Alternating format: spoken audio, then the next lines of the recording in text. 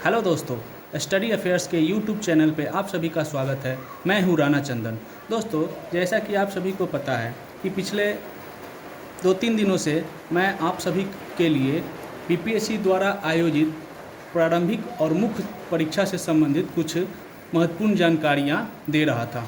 उसी क्रम में मैंने बीपीएससी द्वारा आयोजित परीक्षाओं के वैकल्पिक विषय जो कि लेबर एंड सोशल वेलफेयर यानी श्रम एवं समाज कल्याण से संबंधित कुछ सिलेबस और महत्वपूर्ण जानकारियाँ आप लोगों से साझा किया था।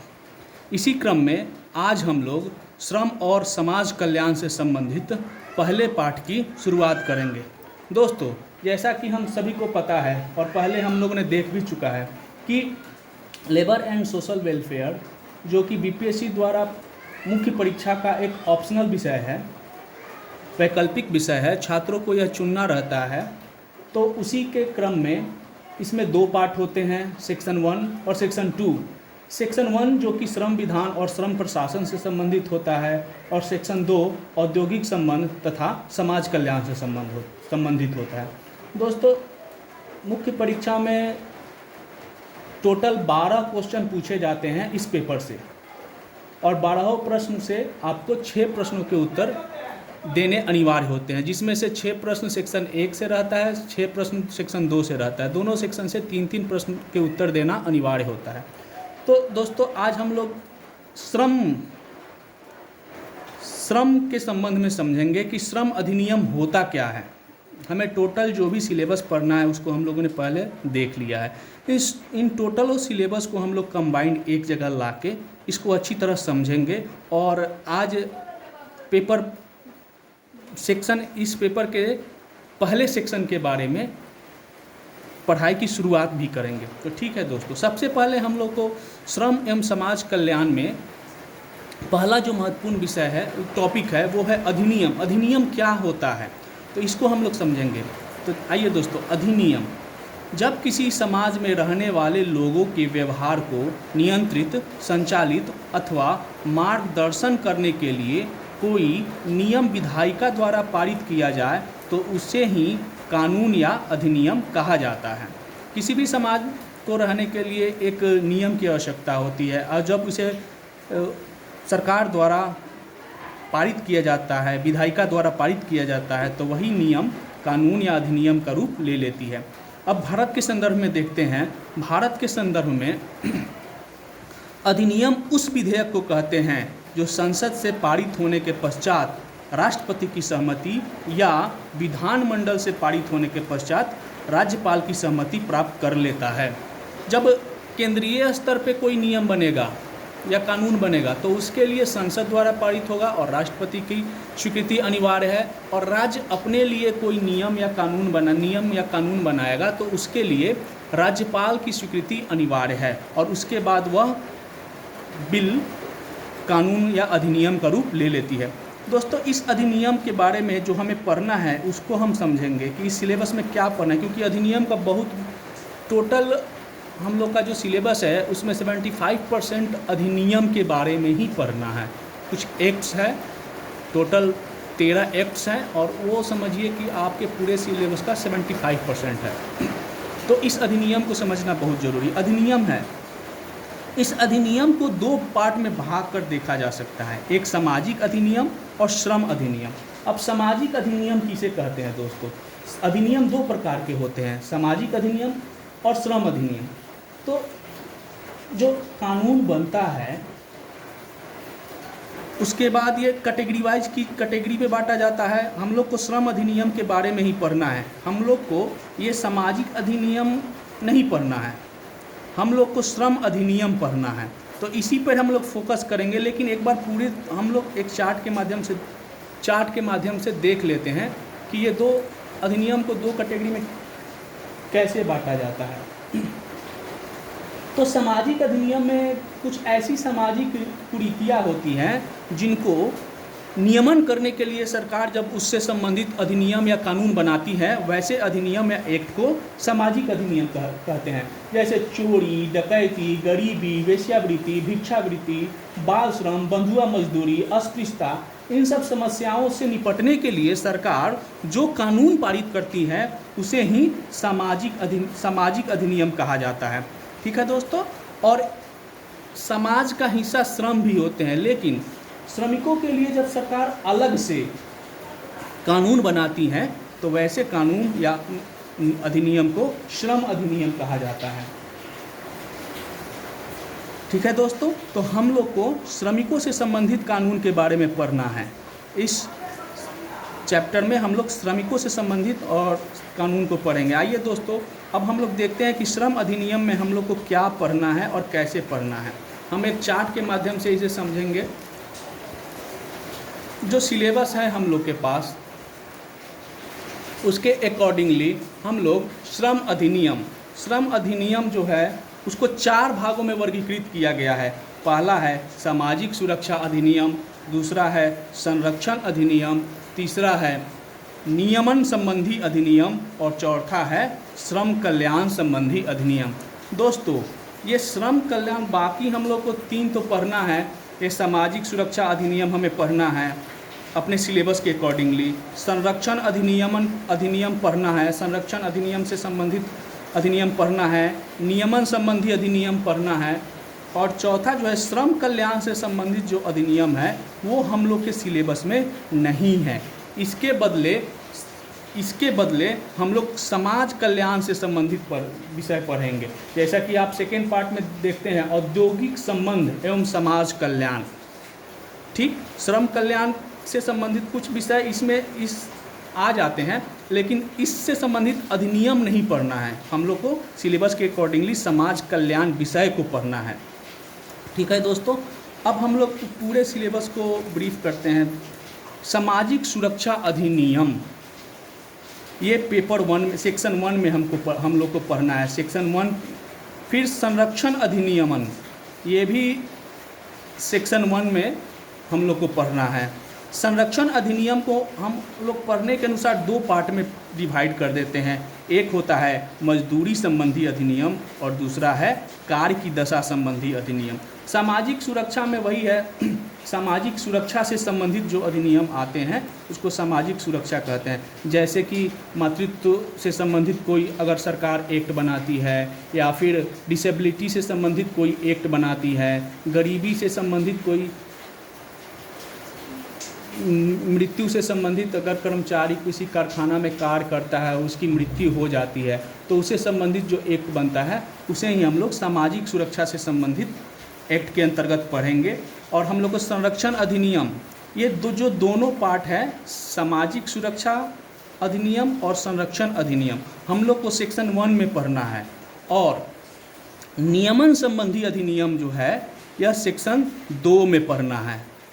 जो हम लोग के सिलेबस का जो सेकेंड पार्ट है उसमें ये नियमन संबंधी अधिनियम पढ़ना है, जो कि इसके अंतर्गत हम लोग 2 एक्ट पढ़ेंगे, श्रम संघ अधिनियम 1926 और औद्योगिक विवाद अधिनियम 1947। और ये पार्ट भी सेक्शन 2 का है। समाज कल्याण से संबंधित जो विषय है जिस पे हम लोग पढ़ेंगे, ये भी सेक्शन 2 में पढ़ना है। जैसे बेरोजगारी से संबंधित, निर्धनता, बाल कल्याण, महिला सशक्तिकरण, भिक्षावृत्ति, मद्यपान, वेश्यावृत्ति, ये सब के बारे में हम लोग को, यानी ये पार्ट और ये पार्ट हम लोग को सेक्शन 2 से संबंधित हो गया, और ये पार्ट और ये पार्ट सेक्शन 1 में पढ़ना है। अब ये समाज कल्याण में बेरोजगारी का अर्थ क्या होता है, इसके प्रकार क्या होते हैं, बेरोजगारी का कारण क्या होता है, भारत में उसकी स्थिति क्या है, फिर उसके दूर करने के उपाय क्या है, इन सारे टॉपिक पे हम लोग सेक्शन 2 में पढ़ेंगे। ठीक, उसी तरह ये दोनों एक सेक्शन 2 में पढ़ेंगे। अब हम लोग सेक्शन ए पे फोकस करते हैं, क्योंकि शुरुआत हम लोग सेक्शन 1 से ही करने जाने वाले हैं। सामाजिक सुरक्षा के अधिनियम के अंतर्गत 4 कानून पढ़ेंगे हम लोग। कर्मचारी क्षतिपूर्ति अधिनियम 1923, मातृत्व लाभ अधिनियम 1961, कर्मचारी राज्य बीमा अधिनियम 1948, उपादान भुगतान अधिनियम 1972। उसके बाद सेक्शन 2 में हम लोग मजदूरी से संबंधित अधिनियम, जो कि हम अगले वाले पेज में जो कौन कौन से कानून है वो देखेंगे। ठीक है दोस्तों, और इस सब को हम लोग सेकेंड सेक्शन में पढ़ेंगे। जब फर्स्ट सेक्शन हम लोग पूरी तरह कंप्लीट कर लेंगे, सारे सिलेबस को कंप्लीट कर लेंगे, तो हम लोग सेकेंड सेक्शन में चलेंगे।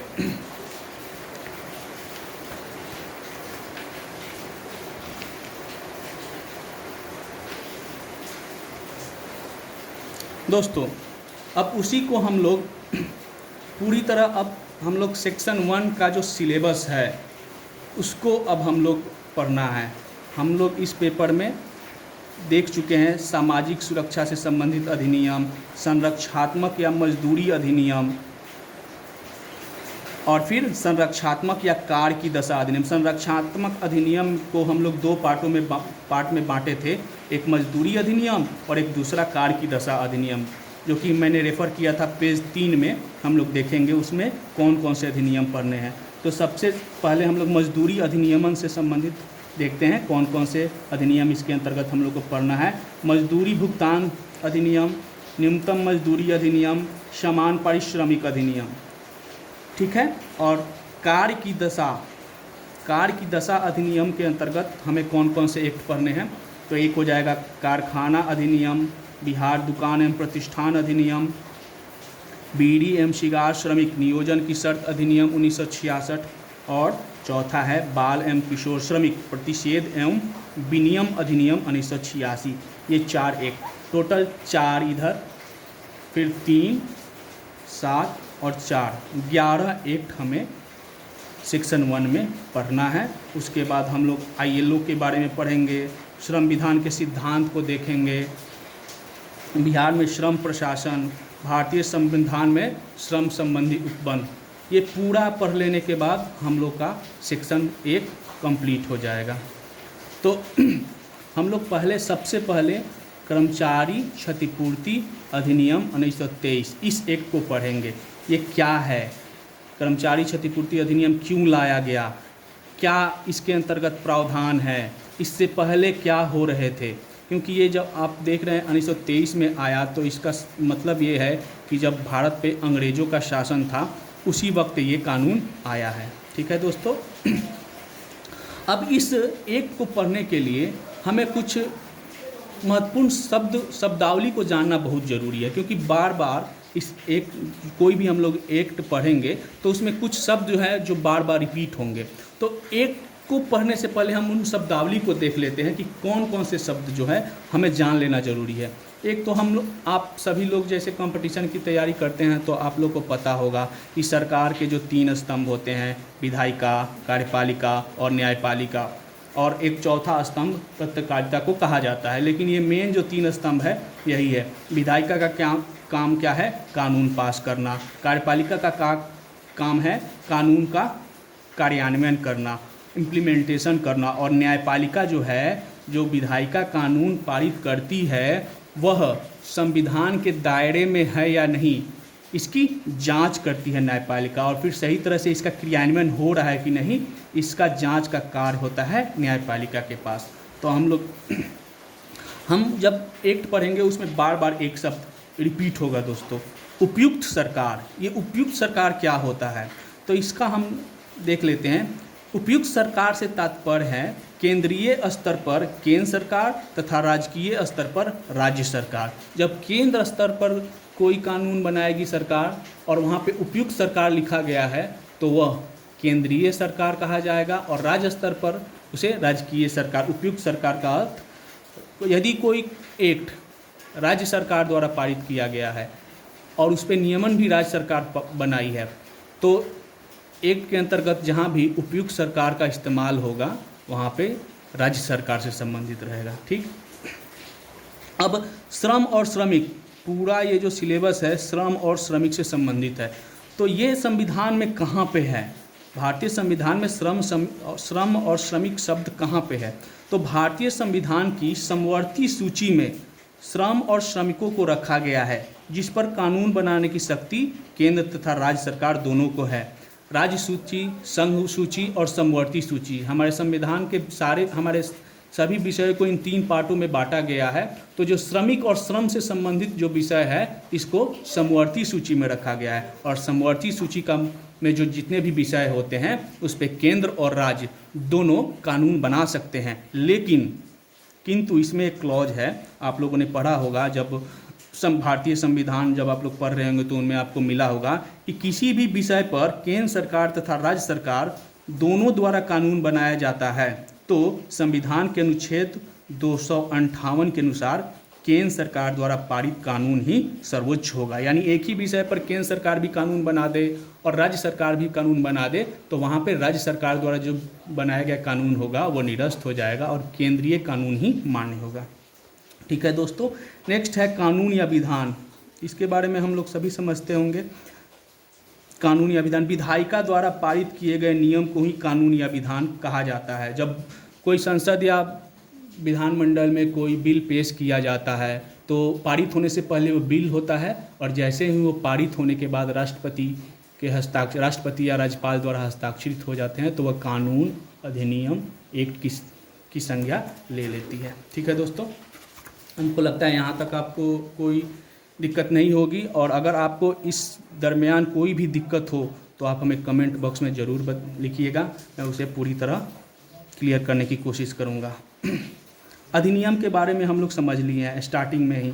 श्रम कानून या श्रम विधान, ये इस टॉपिक को भी हम लोग समझ लिए हैं। श्रम या श्रमिकों से संबंधित किसी भी पहलू पर विधायिका द्वारा पारित किए गए कानून को ही श्रम विधान या श्रम कानून कहते हैं। स्टार्टिंग ही हम लोगों ने इसी से किया था कि श्रम अधिनियम या श्रम कानून किसे कहते हैं। ठीक है, तो इस टॉपिक को भी हम लोग देख लिए हैं। अब इस कानून में हम लोग को एक शब्द आएगा अध्याय। जब एक्ट पढ़ेंगे कोई भी एक्ट तो एक शब्द आएगा अध्याय। इसका मतलब क्या है? चैप्टर।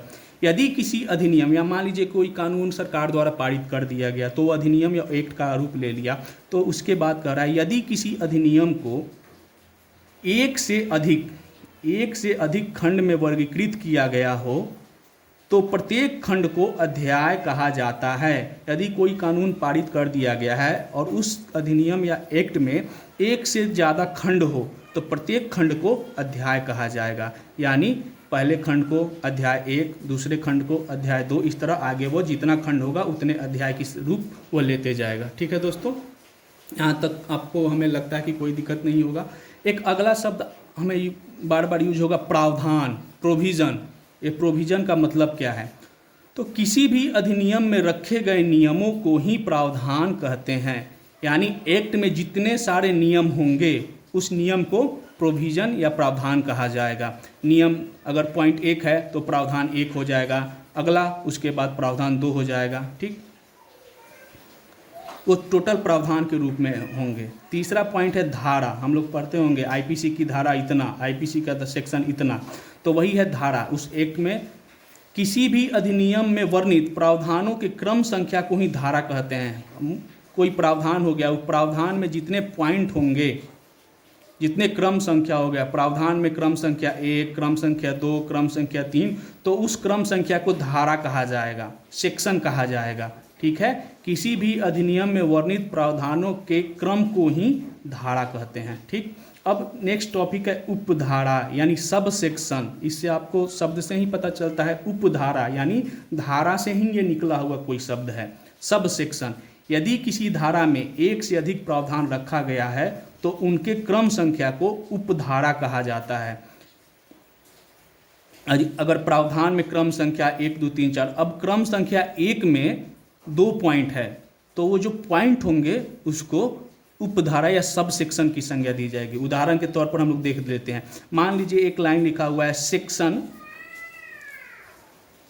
आईपी, मान लीजिए कोई है